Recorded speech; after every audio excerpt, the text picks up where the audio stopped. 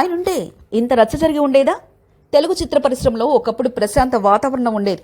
కానిప్పుడు వివాదాలు, వాటి విషయాలు తరచుగా సోషల్ మీడియాలో ఎక్కువగా చర్చించబడుతున్నాయి.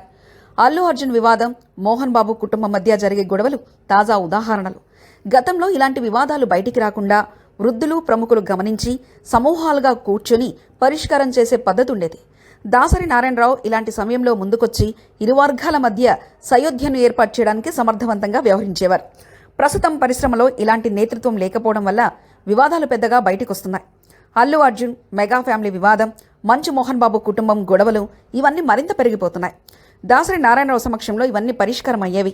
ఈ సమయంలో స్నేహపూరిత వాతావరణం లేకపోవడం, ఎవరు కూడా చొరవ తీసుకోకుండా వివాదాలను అగ్గిపట్టేలా మారిన పరిస్థితి పరిశ్రమలో మరింత చర్చకు దారితీస్తుంది.